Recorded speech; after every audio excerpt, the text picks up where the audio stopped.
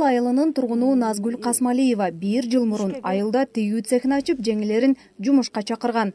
7 жыл мурда 3 бала менен үйдө олтурган Назгүл Чолпон атадагы соос балдар үйүндө ачылган үй-бүлөнү бекемдөө окуу курстарына катышып, 2,5 ай бою тикмечиликтин сырларын үйрөнгөн.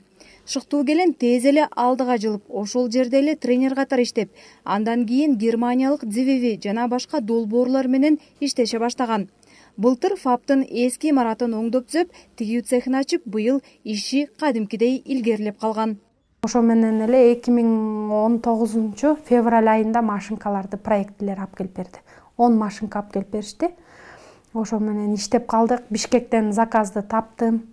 Заказыбыз постоянный жайгышы деп жүрүп атат, жакшы качество менен тигип атабыз. Россия мамлекетине экспортталып кетип атат кийим-кечелер. Жеңелерим, бүт эле жеңелерим баары, биякта жеңелерим баары орто жаштагы жеңелер да. Назгүлдүн цехинде 10 аял күндө келип иштесе, дагы 10 чактысы үйгө буйрутма алып иштейт.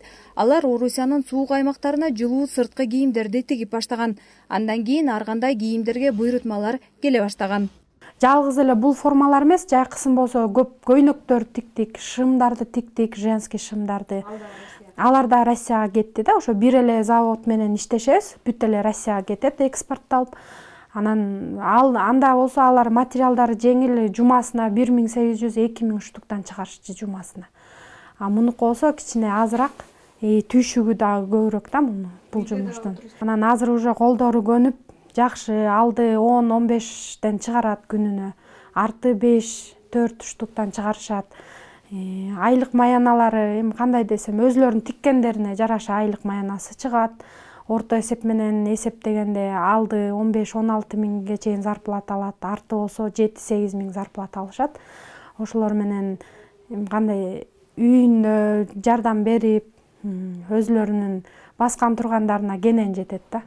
Цехке келгендердин көбү тикмечиликти бул жерден үйрөнгөндөр. Алардын бири Аниста Токтоматова.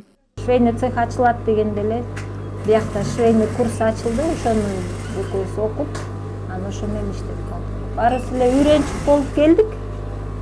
Анан эми жаш кез эмес да, мисалы 43 жаш деген азыр средний возраст.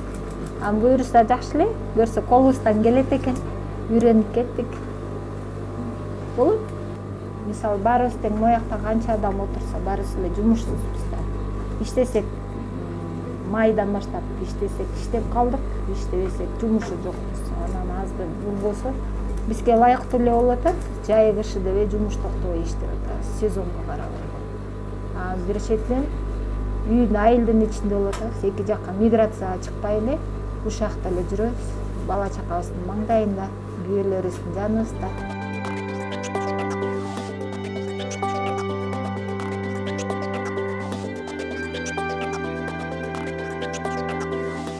Сапатын эми баарыбыз ар бирин бирден текшерип алам, сапатын бүт чөнтөктөрүнүн тигилиши, планкасы, бул чөнтөк кандай отурду, баарын текшерип алам. Өзлөрү жеңелерим өзлөрү ар бири бияктарына белги коюп коюшат. Кимдики кайсы жеринен брак кетсе, сразу барып оңдотом. Тияка барганда да биз брак оңдобогондой болуп эле, сразу өтүп кеткендей кылып, бүт текшерип, качествону текшерип туруп анан алып кетебиз да.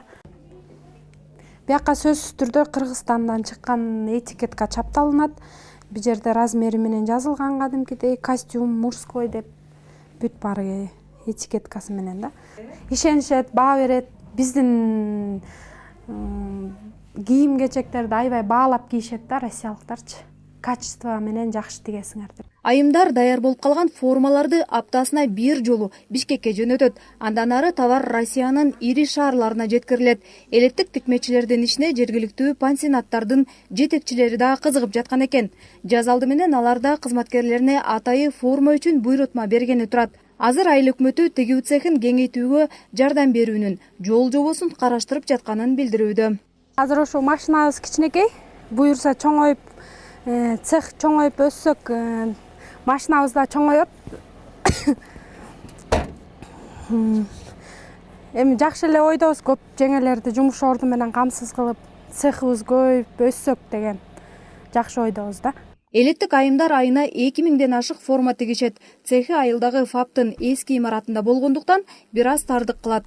Назгүл Касмалиеванын цехи Ысык Көл районундагы үй бүлөнү бекемдөө долбоорунун негизинде ачылган алгачкы ишкана. Азыр ушундай эле тигүү цехи Кароол дөбө айылында да бар.